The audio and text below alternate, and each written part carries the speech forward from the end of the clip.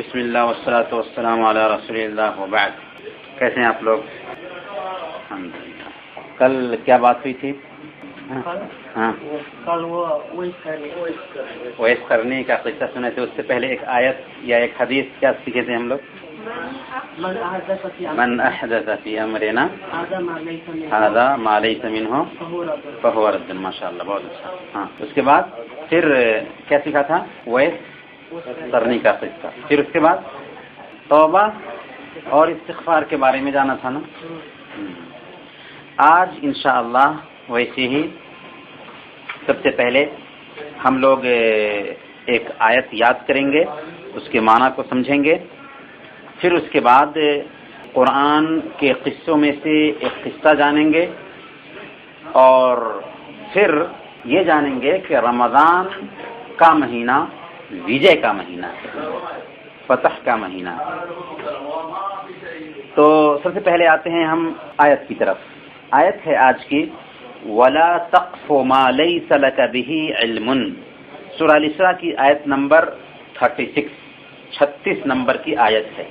کیا کہتی ہے آیت؟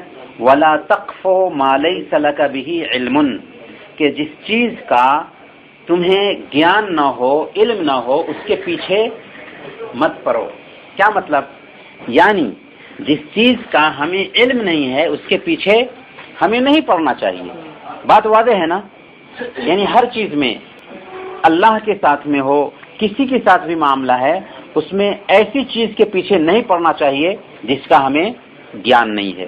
مثال کے طور پر کسی کے بارے میں کوئی بات کرنا جائز نہیں ہے. ہم بات کر رہے ہیں کسی کے بارے میں، ہمارے پاس میں علم نہیں ہے، تو ایسی چیز کے پیچھے مت پڑو جس کا تمہارے پاس میں گیان نہ ہو. اسی طرح سے جھوٹ بولنا اچھی بات نہیں ہے. یہ ایسی بات بول رہے ہیں جس کا ہمیں اصل میں گیان نہیں ہے. یہ ساری چیزیں اس میں آ جاتی. کسی کو الزام ڈالنا، کوئی بات ہم نے سن لیا اور اس کو بیان کرنا شروع کر دیا. تو ہاں، تو سب سے بڑی بات کیا ہے کہ جس چیز کا ہمیں گیان نہیں ہے، جس چیز کو ہم نے اچھی طرح سے اس کی کھوج نہیں کی ہے، اس وقت تک اسے نہیں بیان کرنا چاہیے. تو قاعدہ کیا ہوا؟ جس چیز کا تمہیں گیان نہ ہو اس کے بارے میں مت بات کرو. جس چیز کا گیان نہ ہو اس کے پیچھے مت پڑو. وَلَا تَقْفُ مَا لَيْسَ لَكَ بِهِ عِلْمٌ وَلَا تَقْفُ مَا لَيْسَ لَكَ بِهِ عِلْمٌ. مان لیا کہ کوئی آدمی کوئی بات بیان کرتا ہے آپ کو، اس نے سن لیا اور آپ کو بیان کر دیا، تو آپ کیا کریں گے؟ آپ اس کو سمجھائیں گے کہ اللہ نے کہا وَلَا تَقْفُ مَا لَيْسَ لَكَ بِهِ عِلْمٌ، کہ جس چیز کا تمہیں گیان نہ ہو اس کے پیچھے مت پڑو. گیان ہے تو بات کرنا، گیان نہیں ہے تو بات نہیں کرنا. ٹھیک ہے؟ ہاں، تو چلیے اسے ریپیٹ کرتے ہیں. وَلَا تَقْفُ مَا لَيْسَ لَكَ بِهِ عِلْمٌ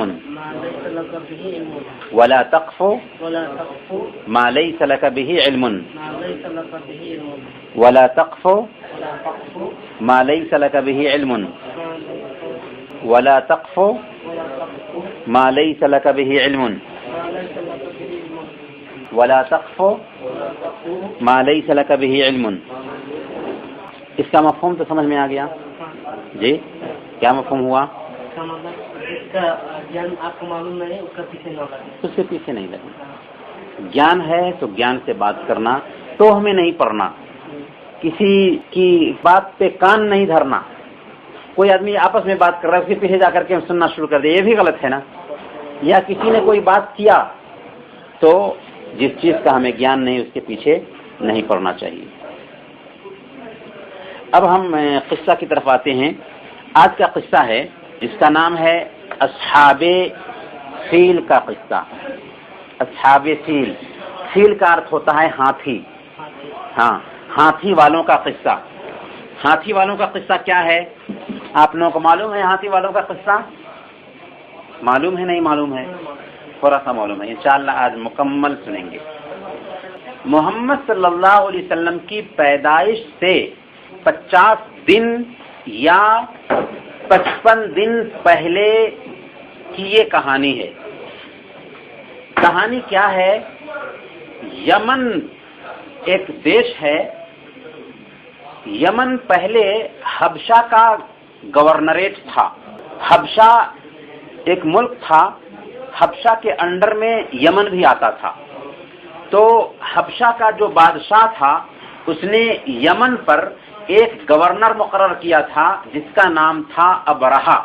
ابرہا مضبوط گورنر تھا، اسی لیے اس نے یمن کی جو راجدھانی تھی صنعاء میں اس نے بہت بڑا گرجا گھر بنایا، کیونکہ خود وہ عیسائی تھا اور عیسائیت کا پرچارک تھا، اس لیے اس نے صنعاء میں بہت ہی بڑا گرجا گھر بنایا.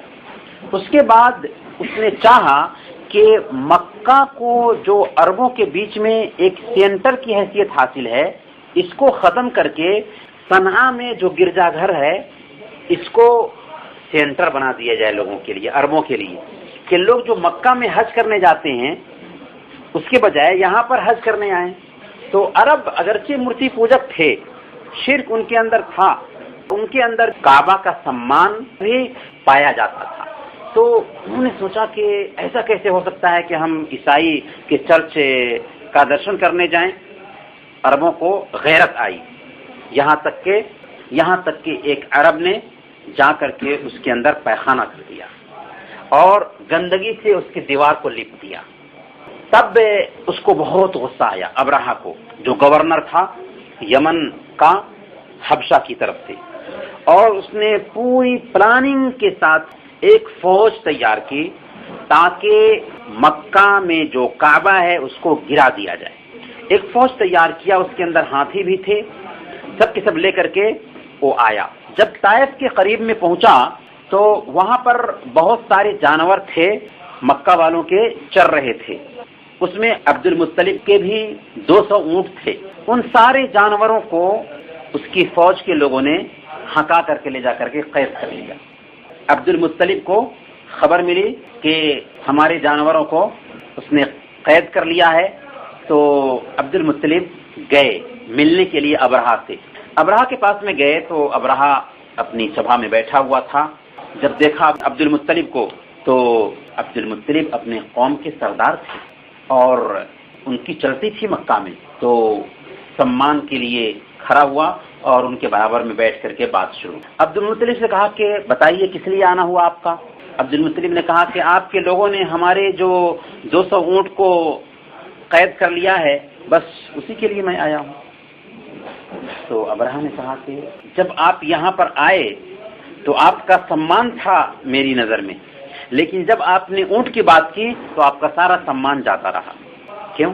اس لیے کہ ابھی پوری کی پوری فوج تیار ہو کر کے آئی ہے کعبہ کو گرانے کے لیے، اور ایک آدمی اپنے اونٹ کے بارے میں بات کرنے لگے تو کیا سوچ بنے گی کہ یہ کوئی بڑا انسان نہیں ہے، معمولی اپنے فائدے کے لیے آیا ہے یہ، اور ہم تو اس کے کعبہ کو گرانے کے لیے آئے ہیں، اس کے بارے میں بات کرنا چاہیے تھا. تو اس نے کہا کہ جب آپ ہمارے پاس میں آئے تو آپ کا سمان تھا دل میں، لیکن جب آپ نے اپنے اونٹ کے بارے میں بات کی تو سارا سمان جاتا رہا. تو اس وقت عبد المطلب نے کہا تھا کہ دیکھیے میں اونٹوں کا مالک ہوں، اس لیے میں اونٹ کے بارے میں بات کرنے کے لیے آیا، میں کعبہ کا مالک نہیں. کعبہ کا مالک اس کا رب ہے، وہ خود اس کی حفاظت کرے گا. میں جس چیز کا مالک ہوں بس اس کے لیے میں آیا ہوں، آپ سے گزارش کر. یہ سننا تھا کہ اس نے کہا کہ اچھا تو میں بتاتا ہوں ابھی کہ کعبہ کی اینٹ سے اینٹ ہم بجا دیں گے. عبد المطلب جب اس کا اونٹ لوٹا دیا گیا تو وہ اونٹ لے کر کے آ گیا، اور پھر مکہ میں آنے کے بعد میں اعلان کیا کہ سب کے سب لوگ یہاں سے نکل جاؤ، پہاڑیوں میں چلے جاؤ، اور مکہ سے باہر اپنی بکریوں کو، اپنے اونٹوں کو لے کر کے چھپ جاؤ تاکہ ابرہا کی فوج تمہیں نقصان نہ پہنچا سکے. اور اس کے بعد خود عبد المطلب نے جا کر کے اپنے کچھ لوگوں کے ساتھ میں کعبہ کی دیوار کو پکڑ کر کے خوب دعا کیا. جب وہاں سے نکلا تو ایک جگہ ہے جس کا نام ہے مغمس جگہ پر آیا تو اس کا جو ہاتھی تھا وہ بیٹھ گیا، خوب مار رہا ہے لیکن ہاتھی اٹھنے کو تیار نہیں. پیچھے کی طرف لے جاتا ہے تو ہاتھی چلنے کے لیے تیار، آگے کی طرف کعبہ کی طرف لے کر جانا چاہ رہا ہے تو چلنے کے لیے تیار نہیں، اور ہاتھی بیٹھ جا رہا ہے. لاکھ مارتا ہے لیکن ہاتھی چلنے کے لیے تیار نہیں. اب پریشان ہے. اسی بیچ اللہ پاک نے پرندوں کو بھیجا. یہ پرندے کون تھے؟ اللہ کی فوج تھی. ان کے ایک منہ میں اور دونوں پنجوں میں مسور یا چنے کے برابر میں کنکری تھی. گویا کہ ایک پرندے کے پاس میں 3 کنکریاں تھیں. جس کسی کو وہ کنکری لگتی تھی اس کے گوشت کو چھید کر کے وہ کنکری نکل جاتی تھی. یہاں تک کہ اس کی ساری فوج تباہ ہو گئی، مر گئی. قرآن میں باضابطہ اس قصے کو بیان کیا گیا ہے. سورہ الفیل میں اللہ پاک نے یہ قصہ بیان کیا. الم تری کیف فعل ربک باصحاب الفیل. اے محمد صلی اللہ علیہ وسلم، کیا آپ نے نہیں دیکھا کہ کیسے آپ کے رب نے ہاتھی والوں کے ساتھ میں کیا. الم یجعل کیدہم فی تضلیل. کیا ان کے داؤ کو برباد نہیں کر دیا. وارسل علیہم طیرا ابابیل. اور ان کے اوپر جھنڈ کے جھنڈ پرندوں کو بھیجا. ترمیہم بحجارۃ من سجیل. جو کیا کر رہے تھے؟ جو چھوٹے چھوٹے کنکریوں جیسے پتھر ان پر مار رہے تھے. فجعلہم کعصف مأکول. ان کو کھائے ہوئے بھونس کے جیسے بنا دیا. جانور جب کھاتا ہے نا بھونس وغیرہ کو اور پھر اس کو پیٹ سے نکال دیتا ہے تو کیسا ہو جاتا ہے کھایا ہوا بھونس؟ بالکل وہی کیفیت ان کی ہو گئی. یعنی جسم نہیں رہا بلکہ کھائے ہوئے بھونس کے جیسے بن گئے. کیونکہ وہ کنکریاں ایسی تھیں کہ جس بدن میں لگتی تھیں اس کا گوشت جو ہے نا کٹنا شروع ہو جاتا تھا اور بالکل انسان کا پتہ تک نہیں تھا. سب کے سب کھائے ہوئے بھونس کے جیسے بنا دیے گئے. کیوں؟ اللہ کے گھر پہ حملہ کرنے کے لیے آئے تھے. حالانکہ آپ غور کیجئے کہ اس وقت سب کے سب مورتی پوجک تھے. یہاں تک کہ کعبہ میں 360 مورتیاں رکھی ہوئی تھیں. کیوں اللہ پاک نے اس گھر کی حفاظت کی؟ اس لیے کہ اس گھر کو ابراہیم علیہ السلام نے اور اسماعیل علیہ السلام نے بنایا تھا ایک اللہ کی عبادت کے لیے. لیکن لوگ بدل گئے تھے اس لیے جگہ میں مورتیاں رکھ دی گئی تھیں. اللہ نے اس کی حفاظت کیا کیونکہ آخر نبی محمد رسول اللہ صلی اللہ علیہ وسلم اسی دھرتی پر آنے والے تھے. اس طرح سے اللہ تعالیٰ نے بتا دیا کہ ہمارے گھر کعبہ کے اوپر اگر کوئی دشمن آنکھ اٹھا کر کے دیکھے گا تو اس کو تباہ اور برباد کر دیا جائے گا. یہاں پر ایک بات اور بھی جان لیجئے کہ اللہ تعالیٰ نے کیوں نہیں ان مشرکین کو طاقت دے دیا کہ وہ مشرکین لڑتے ابرہہ کی فوج سے اور اس طرح سے ابرہہ کو شکست دے دیتے، پراجت کر دیتے؟ کیونکہ اللہ تعالیٰ جان رہا تھا کہ وہ شرک کر رہے ہیں. اس لیے اللہ نے نہیں چاہا کہ مشرک کا ذرہ برابر بھی احسان ہو کعبہ پہ. اپنی طرف سے کعبہ کی حفاظت کی اور یہ پیغام دیا رہتی دنیا کے لوگوں کے لیے کہ جو لوگ بھی کعبہ پر بری نظر اٹھائیں گے اللہ پاک ان کو تحت نہ کر دے. اب جو ہے نا انشاءاللہ یہ جانیں گے کہ رمضان کا مہینہ وجے کا مہینہ. عام طور پر رمضان کا مہینہ آتا ہے اور ہم روزے رکھتے ہیں تو روزہ میں عام طور پر سوچ کیا بنتی ہے کہ اس میں محنت کا کام نہیں کرنا چاہیے یا محنت کرنے کے لیے رمضان کا مہینہ نہیں ہے. لیکن اتہاس کو پڑھیں گے تو آپ کو پتہ چلے گا کہ رمضان میں ہی بڑا بڑا مسلمانوں کو وجے پراپت ہوا ہے. اس میں سے ایک جنگ ہے بدر کی جنگ. بدر کی جنگ 17 رمضان کو ہوئی اور آج رمضان کی 17 تاریخ بھی ہے اور بدر کی جنگ بھی 17 رمضان کو ہوئی. اللہ کے رسول صلی اللہ علیہ وسلم مکہ میں 13 سال رہتے ہیں. مکہ والوں نے آپ کو اور آپ کے ساتھیوں کو جب جینا دوبھر کر دیا تو مدینہ میں شرم لیتے ہیں. کم سے کم ابھی بھی ان کو چین سے بیٹھ جانا چاہیے تھا لیکن انہوں نے چین کا سانس نہیں لیا.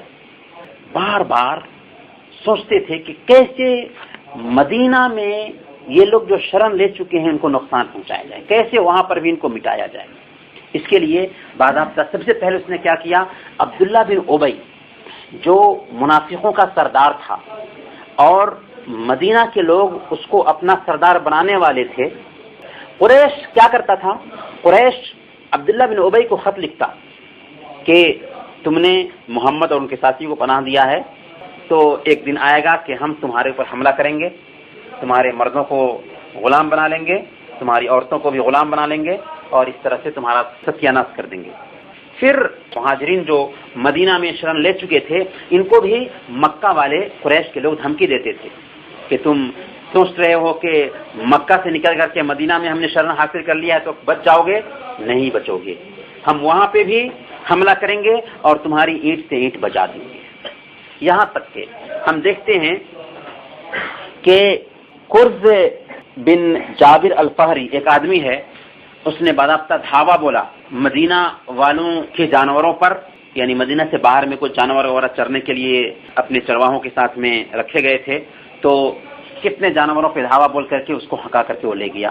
یہ بتانا چاہ رہا تھا کہ تم اگرچہ مدینہ میں آ چکے ہو لیکن پھر بھی تم بچ نہیں سکتے، جب بھی چاہیں گے ہم تمہارے پر دھاوا بولیں گے اور تمہیں ختم کر دیں گے۔ یہاں تک کہ ہجرت کا جب دوسرا سال آیا تو ابو سفیان نے ایک بات عام کر دی لوگوں کے بیچ کہ دیکھو محمد اور ان کے ماننے والے شام سے ہمارا جو تجارتی قافلہ آنے والا ہے اس کے اوپر وہ دھاوا بولنے والے ہیں، اس لیے چلو تیاری کرو محمد اور ان کے ماننے والوں سے لڑنے کے لیے۔ اس طرح سے مکہ میں تیاری ہونے لگی، 1000 کی فوج تیار ہوئی، اس کے اندر 700 اونٹ تھے اور 300 گھوڑے تھے، سب کے سب تیار ہو گئے۔ کس کے لیے؟ محمد صلی اللہ علیہ وسلم اور ان کے ساتھیوں سے جنگ کرنے کے لیے، اور تیار ہو کر کے مدینہ کے قریب آ گئے۔ اللہ کے نبی صلی اللہ علیہ وسلم کو پتا چلا کہ یہ لوگ ہمارا مقابلہ کرنے کے لیے آ رہے ہیں، تو اللہ کے نبی صلی اللہ علیہ وسلم نے بھی ساتھیوں کو جمع کیا اور ان سے مشورہ کیا۔ اللہ کے نبی صلی اللہ علیہ وسلم کو مشورہ دینے کے لیے سب سے پہلے ابو بکر رضی اللہ تعالیٰ اٹھتے ہیں اور کہتے ہیں کہ اے اللہ کے رسول ہم آپ کا ساتھ دینے کے لیے تیار ہیں۔ پھر عمر اٹھے اور انہوں نے بھی اچھی بات کہی، پھر مقداد اٹھے اور انہوں نے بھی اچھی بات کہی۔ اللہ کے نبی صلی اللہ علیہ وسلم انصار کے لوگوں سے بھی پوچھنا چاہ رہے تھے، تو انصار کے سردار تھے سعد بن معاذ رضی اللہ تعالیٰ عنہ۔ انہوں نے کہا کہ اے اللہ کے رسول صلی اللہ علیہ وسلم اگر آپ سمندر میں کودنا چاہیں تو ہم سب کے سب کود جائیں گے اور ایک آدمی بھی ہم میں کا باقی نہیں رہے گا، ہم آپ کے ساتھ میں لڑنے کے لیے جہاد کرنے کے لیے تیار ہیں۔ جب اللہ کے نبی صلی اللہ علیہ وسلم کو یقین ہو گیا کہ انصار بھی مہاجرین بھی سب کے سب ہمارا ساتھ دینے کے لیے تیار ہیں۔ انصار کون تھے؟ جو مدینہ کے رہنے والے اصل ہیں، اور مہاجرین کون تھے؟ جو مکہ چھوڑ کر مدینہ آ گئے تھے۔ تو جب دیکھ لیا کہ انصار بھی تیار ہیں مہاجرین بھی تیار ہیں تو آپ کو ذرا سا اطمینان ہوا۔ اللہ کے نبی صلی اللہ علیہ وسلم نے گویا کہ ایک فوج تیار کر لی۔ اب بات یہ تھی کہ جنگ کی اجازت نہیں تھی اللہ کے نبی صلی اللہ علیہ وسلم کو، اب تک برداشت کرنا تھا، لیکن برداشت کب تک کرتے؟ اسلام تو امن چاہتا ہے، لیکن کیا ہے کہ آپ ہاتھ باندھ کر کے بیٹھ جائیں اور آپ کا دشمن آئے اور آپ کو مار کر چلا جائے اور آپ ہاتھ بھی نہ کھولیں، یہ دین کون سا دین ہوگا؟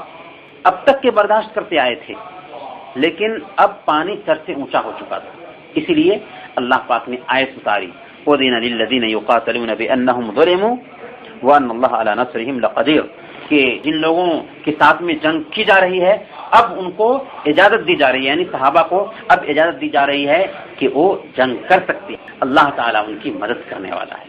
چنانچہ اسی آیت کے اترنے کے بعد اللہ کے نبی صلی اللہ علیہ وسلم نے صحابہ کرام کی سینا تیار کی اور اس طرح سے 313 کتنے 313 لوگوں پر سمیلت ایک فوج لے کر کے اللہ کے نبی صلی اللہ علیہ وسلم بدر کی جگہ پر پہنچے۔ بدر مدینہ کے قریب میں ایک جگہ ہے، وہاں پر پہنچے۔ 17 رمضان تھا، رمضان کی 17 تاریخ تھی اور ہجرت کا دوسرا سال تھا۔ دونوں فریق کا آمنا سامنا ہوا، کافروں کی فوج بھی اور مسلمانوں کی فوج بھی۔ وہ 1000 کی سنکھیا میں تھے اور ان کے پاس میں ہر طرح کے اسلحے بھی تھے، اسی طرح سے 700 اونٹ بھی اور کیا اس کے ساتھ ساتھ 300 گھوڑے بھی تھے، سب کچھ تھے، ہر طرح سے وہ تیار ہو کر کے آئے تھے۔ لیکن محمد صلی اللہ علیہ وسلم کے ساتھیوں کے پاس میں کس طرح کا اسلحہ نہیں ہے، کس طرح کی سواریاں ویسی نہیں ہیں، بس ہے تو اللہ پر اعتماد ہے. اسی لیے اللہ کے نبی صلی اللہ علیہ وسلم وہیں پر ٹھہرتے ہیں اور سجدے میں گر جاتے ہیں، خوب روتے ہیں اور یہ دعا کرتے ہیں کہ اے اللہ، اگر یہ فوج آج کے دن ہلاک ہو گئی، برباد ہو گئی، تو تیری عبادت کے لیے اس دھرتی پر کوئی نہیں بچے گا. اے اللہ، تو ہماری لاج رکھ. چنانچہ اللہ رب العالمین نے وحی بھیجا کہ آپ پریشان نہ ہوئیے، انشاءاللہ فرشتے آپ کی مدد کریں گے. اور اللہ کے نبی صلی اللہ علیہ وسلم سجدے سے سر اٹھاتے ہیں، صحابہ کو بشارت دیتے ہیں کہ خوشخبری قبول کرو، انشاءاللہ بازی تم ہی جیتو گے. پھر کچھ ہی دیر میں جب مقابلہ شروع ہوا تو عجیب کیفیت ہو گئی. 1000 کی سنکھیا ہے اور کہاں 313 ہے. 1000 کی سنکھیا ہر طرح سے تیار ہو کر کے آئی ہے، جبکہ 313 کے پاس میں کچھ بھی نہیں، خالی ہاتھ ہیں لوگ اور جنگ کرنے کے لیے آئے ہیں. اس کے باوجود اللہ پاک نے فرشتوں کے جھنڈ کو بھیجا. فرشتوں کے جھنڈ کو دیکھ کر کے لوگ بھاگنے لگے. کسی کا پیر کٹ رہا ہے، کسی کا ہاتھ کٹ رہا ہے، کوئی آدمی دھرام سے گر رہا ہے. یہ دیکھ کر کے عجیب کیفیت ان کی ہوئی اور بھاگنے لگے، یہاں تک کہ میدان مسلمانوں کے ہاتھ رہا اور وہ ہار گئے. وہیں پر افرا رضی اللہ تعالیٰ عنہ، ان کے 2 بیٹے تھے، معاذ اور معوذ. معاذ اور معوذ نے عبد الرحمن بن عوف کو دیکھا تو عبد الرحمن بن عوف سے پوچھا کہ چچا جان ذرا بتائیے گا ابو جہل کدھر ہے؟ تو عبد الرحمن بن عوف نے پوچھا کہ ابو جہل تم کو کیا لینا ہے؟ کہا کہ تم ابو جہل کا کیا کرو گے؟ انہوں نے کہا ان 2 نوجوانوں نے کہ میں نے سنا ہے کہ وہ خبیث اللہ کے نبی صلی اللہ علیہ وسلم کو گالی دیتا ہے، بس میں دیکھنا چاہتا ہوں اس کو. اسی بیچ میں دکھائی دیا ابو جہل تو اشارہ کیا ان دونوں بچوں کی طرف، دیکھو یہ ابو جہل ہے. وہ دونوں کے دونوں تلوار لے کر کے لپکے اور فوراً مار کر کے ابو جہل کو گرا دیا. ہاں، ابو جہل کو مار دیا اور اس کے بعد میں اس کا سر لے جا کر کے اللہ کے نبی صلی اللہ علیہ وسلم کی خدمت میں پیش کیا تو اللہ کے نبی صلی اللہ علیہ وسلم نے کہا کہ یہ ہے اس امت کا فرعون. تو اس طرح سے آپ دیکھیے کہ چھوٹے بچے تھے لیکن کیسا جذبہ تھا، اسلام کا جذبہ، دین کا جذبہ. تو یہ جنگ جو ہے نا سن 17 رمضان کو ہجرت کے دوسرے سال میں ہوئی تھی. اس کے اندر 14 مسلمان جو ہے نا شہید ہوئے اور 70 مشرکین مارے گئے تھے اور 70 ہی قید ہوئے تھے. دشمن کو صرف سر ابھارنے کا موقع نہ ملے کہ کمر کو توڑنا چاہتے ہیں، اسی لیے ان کو قید کیا جاتا تھا. اسلام نے بھی اس سسٹم کو برقرار رکھا، لیکن اسلام نے کیا کیا، اسلام چونکہ امن کو پھیلانے والا دھرم ہے، اس لیے جنگ میں بھی اسلام نے چاہا کہ امن ہو. اسی لیے جب یہ جنگ بدر کے قیدی آئے تو اللہ کے نبی صلی اللہ علیہ وسلم نے کیا ان کے ساتھ میں کیا، آپ غور کیجئے، سوچ سکتے ہیں آپ کہ اسلام کتنا بڑا امن کو پھیلانے والا دھرم ہے کہ لگاتار 13 سال مکہ میں اور 2 سال کا ابھی عرصہ ہوا تھا مدینہ میں، یعنی تقریباً کتنے سال ہو گئے تھے؟ 15 سال ہو گئے تھے. 15 سال تک لگاتار ستایا تھا. ابھی بھی حق یہ تھا کہ جو لوگ جنگ کرنے کے لیے آئے ہیں اور قید کر کے لائے گئے ہیں ان لوگوں کا سر مار دینا چاہیے تھا. یہ مجرم ہیں جنہوں نے ہمارے رشتہ داروں کو ذبح کیا ہے، مارا ہے، ہر طرف ستایا ہے. کیسے تکلیف نہیں دی تھی ان لوگوں نے، اپنے گھر کو چھوڑ کر نکل گئے تھے، زمین جائیداد کو چھوڑ کر نکل گئے تھے. ابھی تو شان دینا چاہیے تھا لیکن نہیں، اب ایسے لوگوں پر قبضہ پا لیا تھا. کیا کرتے ہو؟ دنیا کا سارا قانون یہی کہتا تھا کہ ان کو مار دیا جائے، قرآن کا بھی حکم یہی تھا. لیکن اللہ کے نبی صلی اللہ علیہ وسلم نے کیا کیا؟ اللہ کے نبی صلی اللہ علیہ وسلم نے ان سب کو معاف کر دیا اور جو لوگ دے سکتے تھے فدیہ دے کر کے نکل گئے. جو فدیہ نہیں دے سکتے تھے اور پڑھے لکھے تھے ان کو یہ کہا کہ مدینہ کے بچوں کو تم لکھنا پڑھنا سکھا دو اور تم آزاد. اس طرح سے جو لوگ پڑھے لکھے تھے اور فدیہ نہیں دے سکتے تھے ان کے لیے یہی طے کیا گیا کہ وہ مدینہ کے بچوں کو انہوں نے پڑھنا لکھنا سکھا دیا اور یہی ان کے لیے فدیہ ہوا اور آزاد ہو کر کے چلے گئے. پھر کیا کیا؟ دوسرے ہی سال ہے نا جنگ احد ہوئی، تیسرے سال، چوتھے سال، ہر سال جنگ کر رہے ہیں. دیکھ رہے ہیں نا، ہر سال جنگ کر رہے ہیں. تقریباً اللہ کے نبی صلی اللہ علیہ وسلم جب مدینہ آئے ہیں تو جنگ جنگ جنگ جنگ جنگ ہی ہو رہی ہے. مقصد کیا تھا؟ مقصد تھا کہ کسی طرح سے مسلمانوں کو مٹا دیا جائے، کسی طرح سے ان کا نام نشان ختم کر دیا جائے. یہاں تک کہ ہجرت کے 5ویں سال میں کیا ہے؟ جنگ احزاب ہے، خندق کی جنگ. اس کے اندر پورے علاقہ کے غیر مسلم، سارے دیش کے عیسائی بھی، یہودی بھی اور غیر مسلم بھی، جن کو ہم مشرکین کہتے ہیں، سب کے سب اکٹھا ہو کر کے مسلمانوں کو مٹانے کی کوشش کی تھی۔ سلمان فارسی نے مشورہ دیا کہ ایسا کیجئے کہ خندق کھود لیجئے، مدینہ کے آس پاس میں وہ مدینہ میں داخل نہیں ہو سکیں گے۔ اگر خندق نہ کھودا جاتا تو مدینہ کی اینٹ سے اینٹ بجا دی جاتی۔ خندق کھود دیا تھا جس کی وجہ سے ان کی فوج اس میں داخل نہ ہو سکی، اور اس طرح سے صحابہ کرام بچ گئے۔ اور پھر اللہ کی طرف سے مدد بھی آئی۔ اللہ پاک نے ان کے بیچ میں کیا کیا کہ رات میں جگے ہوئے تھے، ہانڈیاں پک رہی تھیں، کھانے بن رہے تھے، اللہ پاک نے بہت بڑی آندھی بھیجا، ان کے سارے ہانڈی گر گئے، اور ان کے دل میں ایک عجیب طرح سے ڈر پیدا ہو گیا، بھے پیدا ہو گیا، جس کی وجہ سے لوٹ گئے۔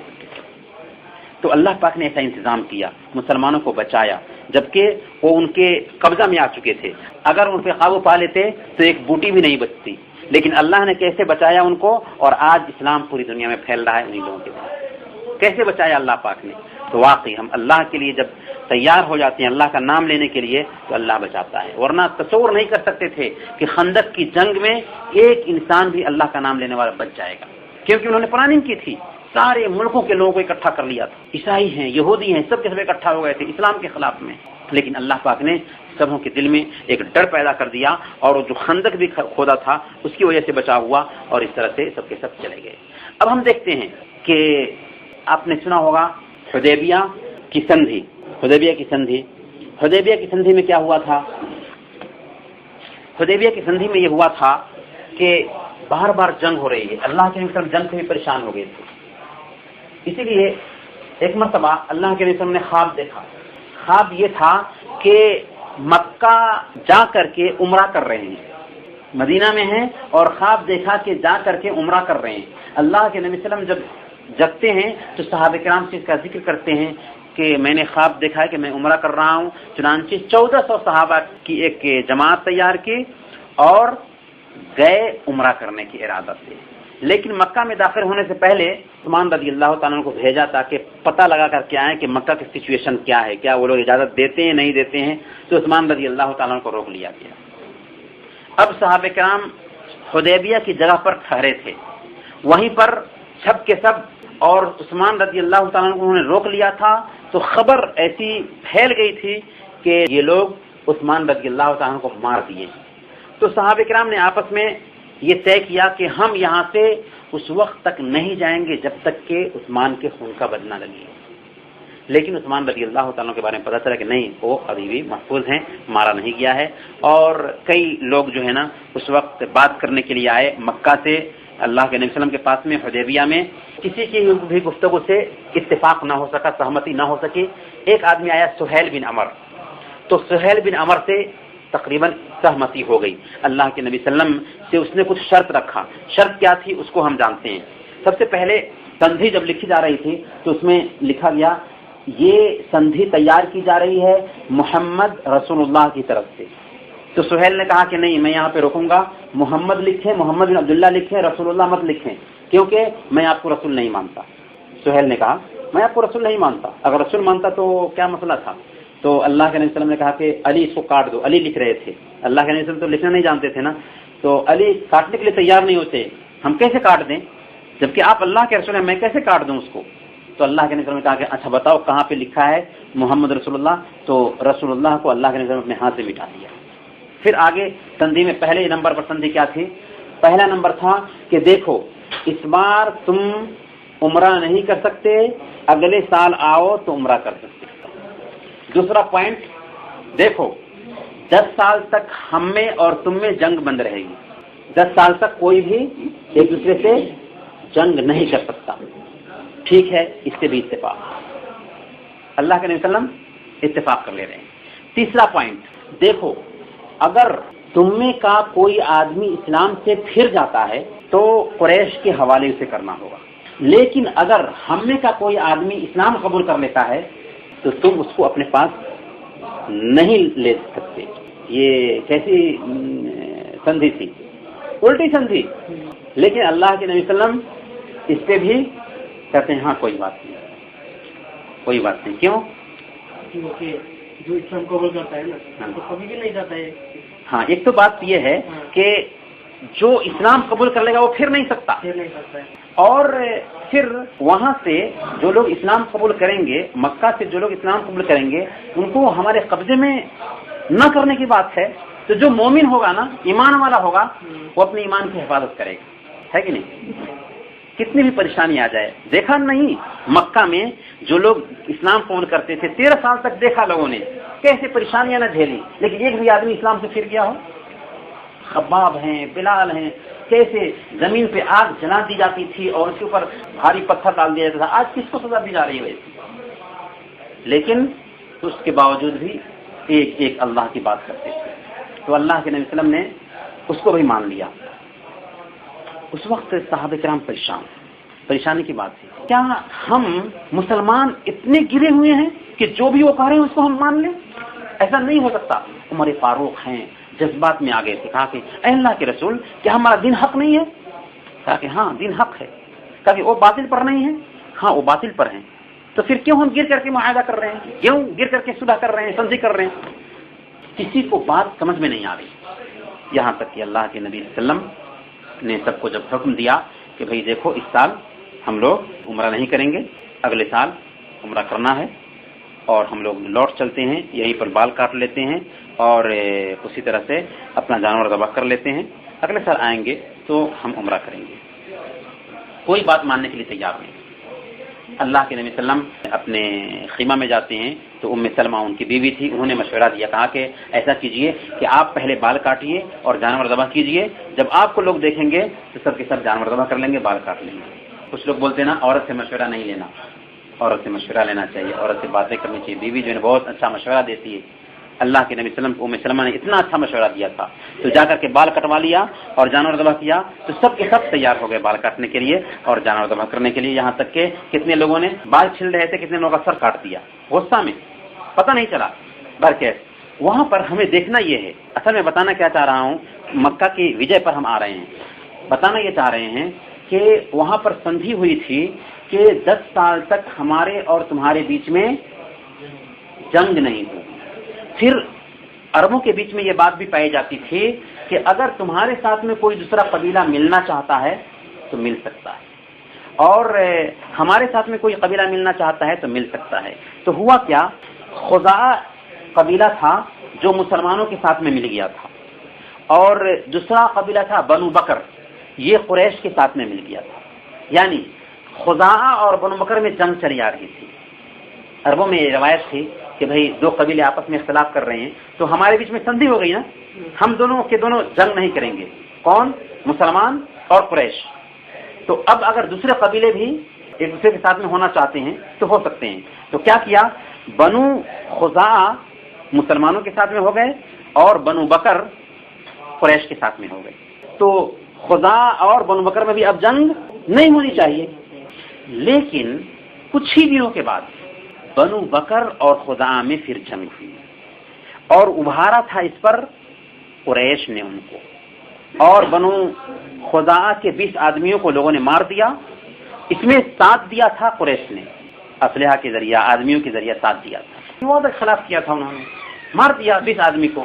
اب کیا تھا، بنو خزاعہ نے آ کر کے اللہ کے نبی صلی اللہ علیہ وسلم سے ساری سوچنا بتائی کہ ہمارے 20 آدمیوں کو لوگوں نے مار دیا ہے، ہماری آپ مدد کیجئے کیونکہ آپ ہمارے حلیف ہیں. تو اس طرح سے اللہ کے نبی صلی اللہ علیہ وسلم نے واقعی اپنے صحابہ کو ان ساری چیزوں کی خبر کی. اب قریش کو احساس ہو گیا کہ ہم نے بہت بڑی غلطی کی، کیونکہ محمد صلی اللہ علیہ وسلم سے 10 سال کے لیے کیا ہے، صلح کی ہے کہ جنگ نہیں ہونا ہے، اور ہم نے مدد کر لی ان کے حلیف کی، ان کے خلاف میں. تو ابو سفیان جو قریش کا سردار تھا آتا ہے مدینہ، اور مدینہ آنے کے بعد سب سے پہلے اپنے بیٹی کے گھر جاتا ہے. بیٹی کون تھی اس کی؟ کون سی بیٹی؟ ابو سفیان کی بیٹی ام حبیبہ رضی اللہ عنہا، اللہ کے رسول صلی اللہ علیہ وسلم کی بیوی. ام حبیبہ کے گھر جاتا ہے. سوچا تھا کہ میں ایک زمانے کے بعد میں اپنی بیٹی کے گھر جا رہا ہوں، وہ ہمارا سمان کرے گی، آؤ بھگت کرے گی، دیکھے گی، خیال کرے گی. لیکن ام حبیبہ کے پاس میں جب ابو سفیان گیا تو جب گھر میں داخل ہوا تو اللہ کے نبی صلی اللہ علیہ وسلم کا بستر تھا، بستر کو اٹھا کر کے پلٹ دیا تو ابو سفیان بولتا ہے کہ بیٹی کیا تم اس بستر کو میرے لائق نہیں سمجھ رہی ہو یا میں اس بستر کے لائق نہیں؟ تو بیٹی نے کہا کہ یہ اللہ کے نبی صلی اللہ علیہ وسلم کا بستر ہے اور آپ ابھی مسلمان نہیں۔ کون تھا وہ؟ باپ تھا۔ باپ سے کیسے ملنا چاہیے تھا؟ لیکن ابھی جس سچویشن میں ہے اس سچویشن کی بات ہو رہی ہے، دشمنی ہے، اسلام کے خلاف میں لڑ رہا ہے، مسلمانوں کو ہر طرح سے نقصان پہنچا رہا ہے، اس لیے ویسے معاملہ کیا تھا باپ کے ساتھ۔ بلکہ ابو سفیان نے آ کر کے سب پہلے اللہ کے نبی صلی اللہ علیہ وسلم سے بات کیا کہ دیکھیے ہم سے غلطی ہو گئی، ہم نہیں چاہ رہے تھے ایسا کرنا، 10 سال کے لیے صلح کی تھی ہم نے، لیکن غلطی ہو گئی، معاف کیجیے ہمیں۔ اللہ کے نبی صلی اللہ علیہ وسلم نے کچھ بھی جواب نہیں دیا۔ ابو بکر کے پاس میں گیا، کچھ بھی جواب نہیں ملا۔ عمر کے پاس میں گیا، کچھ بھی جواب نہیں ملا۔ علی کے پاس میں گیا، کچھ بھی جواب نہیں ملا، اور علی نے کہہ دیا کہ دیکھو کچھ بھی نہیں ہو سکتا، تم لوٹ کر کے جا سکتے ہو۔ اللہ کے نبی صلی اللہ علیہ وسلم آپس میں بات کر رہے ہیں کہ بنو خزاعہ کے 20 آدمیوں کو انہوں نے قتل کیا ہے اور ہمارے ساتھ میں سندھی تھی اور ہم ان کے سہمتی ہیں، اتنا یہ سے ہمیں ان کی سہایتا کرنی چاہیے۔ اس لیے جنگ کی پلاننگ شروع کر دی تھی اللہ کے نبی صلی اللہ علیہ وسلم۔ اسی بیچ میں ایک نام ہے حاطب بن ابی بلتع۔ کیا نام ہے؟ حاطب بن ابی بلتع۔ حاطب بن ابی بلتع کتنے بجے افطار ہے؟ 51 میں ہے، 3.5 منٹ باقی ہے، تو انشاءاللہ اسی پر بس کرتے ہیں۔ جاننے کا دل نہیں کر رہا ہے، سننے کا دل۔ حاطب بن ابی بلتع کا قصہ انشاءاللہ کل انشاءاللہ۔ سبحانک اللہم و بحمدک، اشہد ان لا الہ الا انت، استغفرک و اتوب الیک۔